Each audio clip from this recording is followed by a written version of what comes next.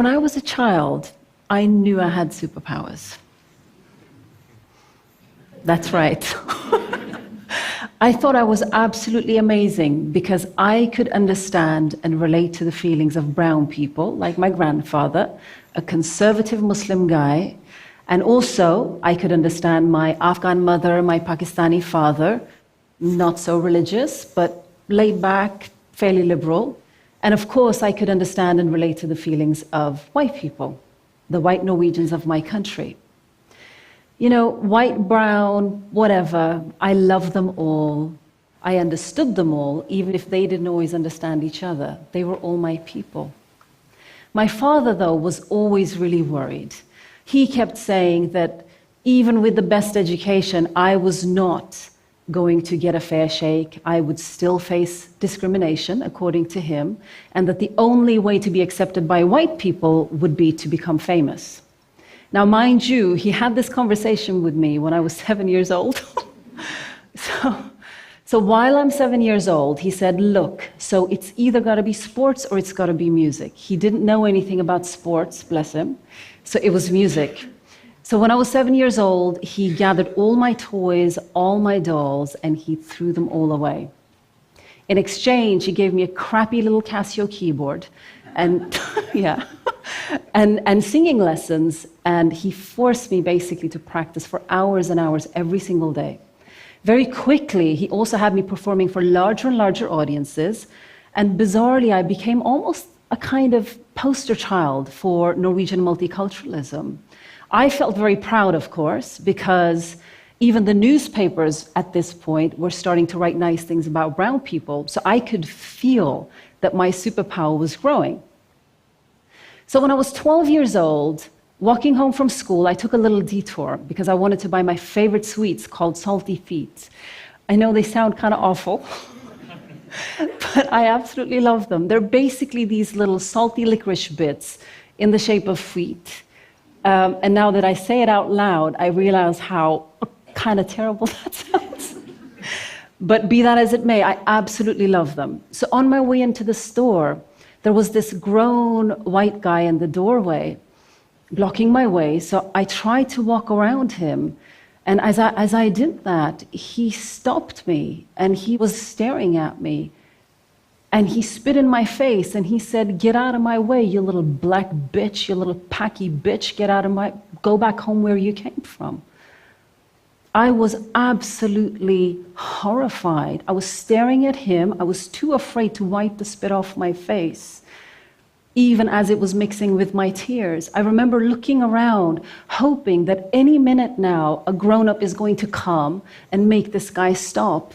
But instead, people kept hurrying past me and pretended not to see me.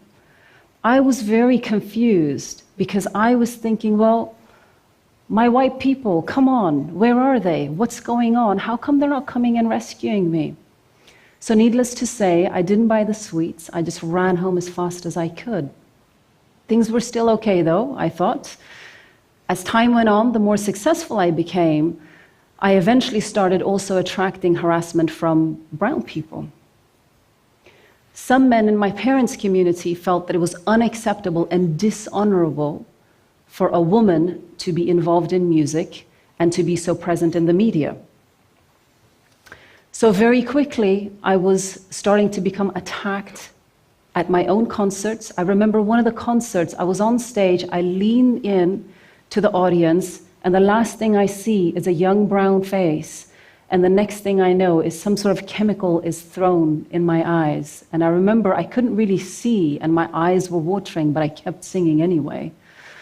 I was spit in the face in the streets of Oslo, this time, by brown men. They even tried to kidnap me at one point. The death threats were endless. I remember one older bearded guy stopped me in the street one time and he said, the reason I hate you so much is because you make our daughters think they can do whatever they want. A younger guy warned me to watch my back. He said, music is un-Islamic and the job of whores. And if you keep this up, you are going to be raped and your stomach will be cut out so that another whore like you will not be born. Again, I was so confused. I couldn't understand what was going on. My brown people now starting to treat me like this. How come? Instead of bridging the worlds, the two worlds, I felt like I was falling between my two worlds. I suppose for me, spit was kryptonite. So by the time I was 17 years old, the death threats were endless and the harassment was constant. It got so bad, at one point my mother sat me down and said, look, we can no longer protect you. We can no longer keep you safe, so you're going to have to go. So I bought a one-way ticket to London. I packed my suitcase and I left. My biggest heartbreak at that point was that nobody said anything. I had a very public exit from Norway. My brown people, my white people, nobody said anything. Nobody said, hold on, this is wrong. Support this girl, protect this girl because she's one of us. Nobody said that. Instead, I felt like, at the airport, on the baggage carousel, you have this different suitcases going round and round, and there's always that one suitcase left at the end, the one that nobody wants, the one that nobody comes to claim. I felt like that. I'd never felt so alone. I'd never felt so lost. So after coming to London, I did eventually resume my music career. Different place, but unfortunately the same old story.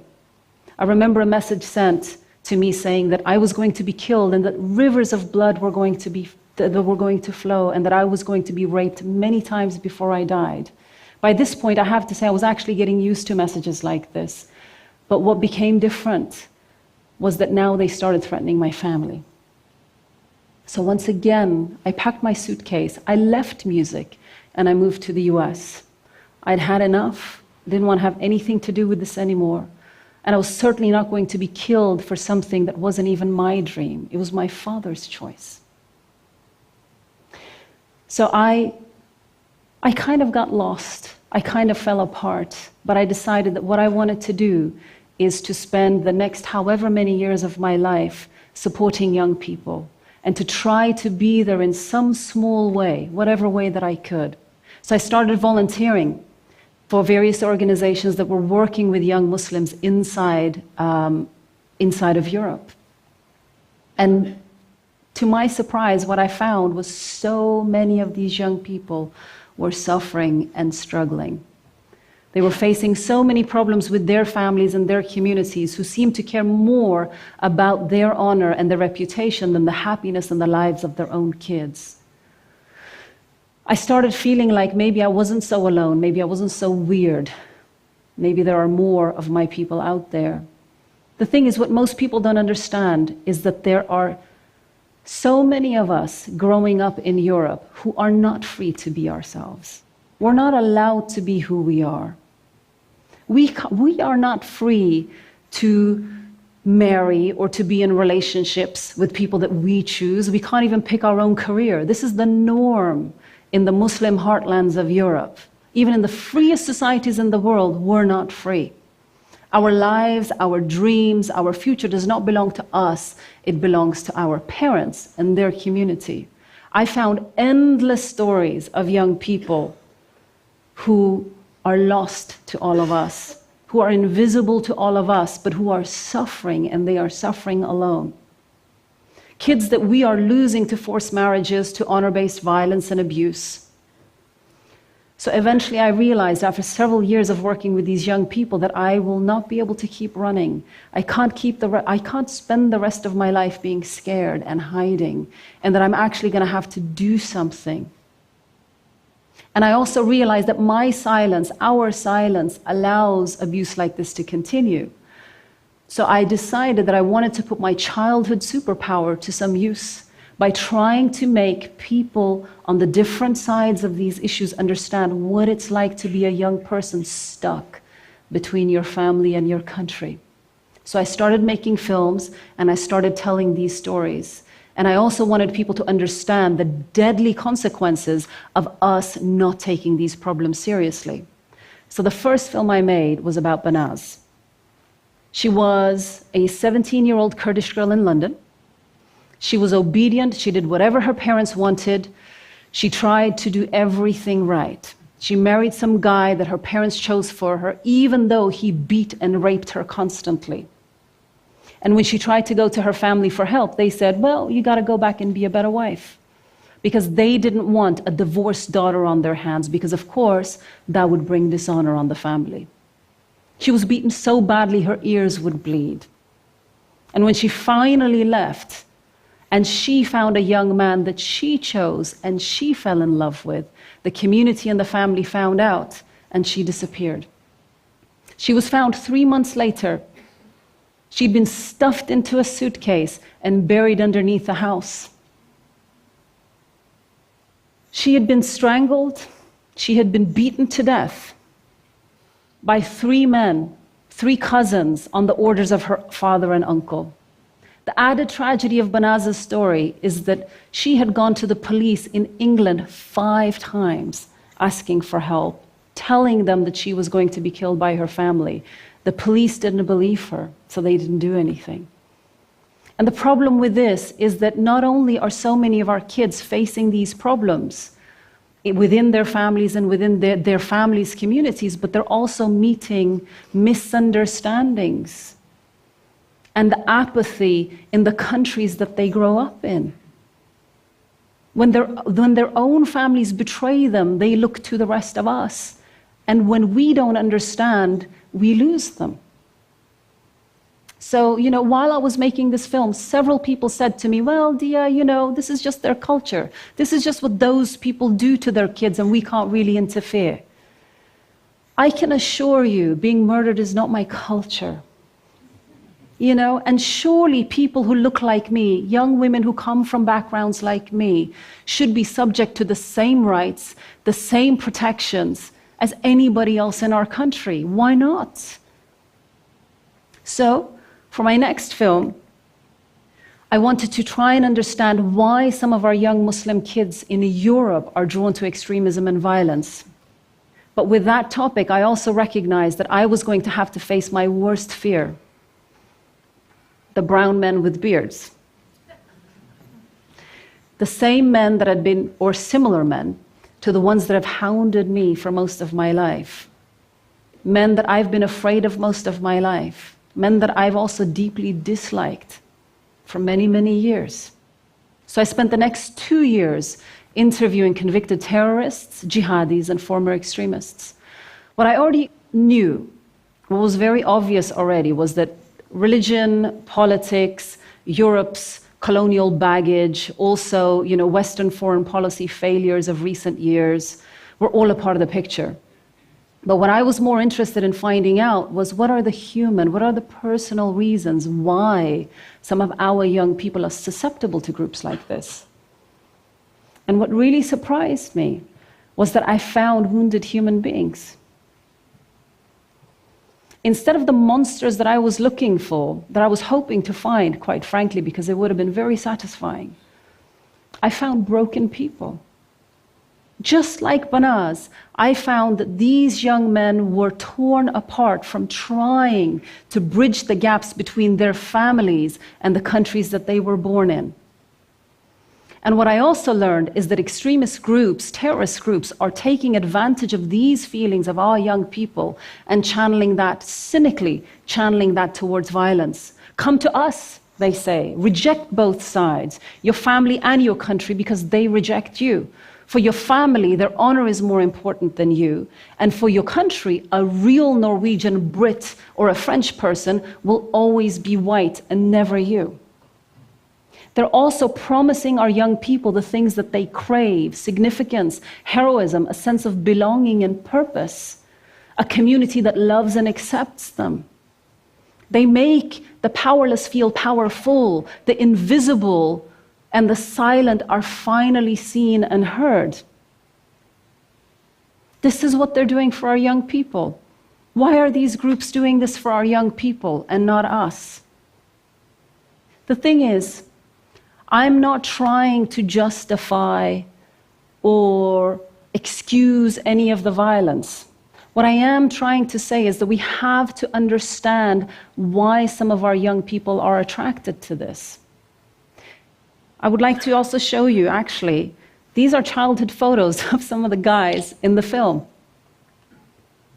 What really struck me is that so many of them, I never would have thought this, but so many of them have absent or abusive fathers. And several of these young guys ended up finding caring and compassionate father figures within these extremist groups. I also found men brutalized by racist violence, but who found a way to stop feeling like victims by becoming violent themselves. In fact, I found something to my horror that I recognized. I found the same feelings that I felt as a 17-year-old as I fled from Norway. The same confusion, the same sorrow, the same feeling of being betrayed and not belonging to anyone. Same feeling of being lost and torn between cultures. Having said that, I did not choose destruction. I chose to pick up a camera instead of a gun.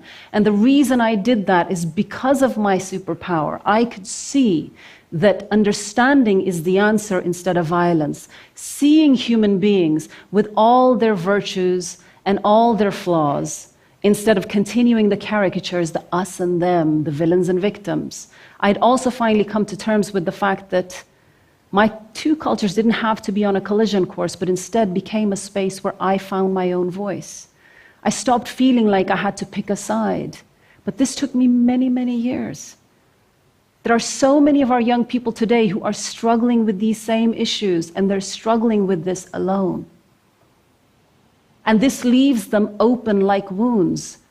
And for some, the worldview of radical Islam becomes the infection that festers in these open wounds. There's an African proverb that says, if the young are not initiated into the village, they will burn it down just to feel its warmth. I would like to ask to Muslim parents and Muslim communities, will you love and care for your children without forcing them to meet your expectations? Can you choose them instead of your honor? Can you understand why they're so angry and alienated when you put your honor before their happiness? Can you try to be a friend to your child so that they can trust you and want to share with you their experiences rather than having to seek it somewhere else? And to our young people tempted by extremism, can you acknowledge that your rage is fueled by pain? Will you find the strength to resist those cynical old men who want to use your blood for their own profits? Can you find a way to live? Can you see that the sweetest revenge is for you to live a happy, full, and free life, a life defined by you and nobody else? Why do you want to become just another dead Muslim kid? And for the rest of us, when will we start listening to our young people? How can we support them in redirecting their pain into something more constructive? They think we don't like them. They think we don't care what happens to them. They think we don't accept them. Can we find a way to make them feel differently? What will it take for us to see them and notice them before they become either the victims or the perpetrators of violence? Can we make ourselves care about them and consider them to be our own, and not just be outraged when the victims of violence look like ourselves? Can we find a way to reject hatred and heal the divisions between us? The thing is, we cannot afford to give up on each other or on our kids, even if they've given up on us. We are all in this together. And in the long term, revenge and violence will not work against extremists. Terrorists want us to huddle in our houses in fear, closing our doors and our hearts. They want us to tear open more wounds in our societies so that they can use them to spread their infection more widely. They want us to become like them, intolerant, hateful, and cruel.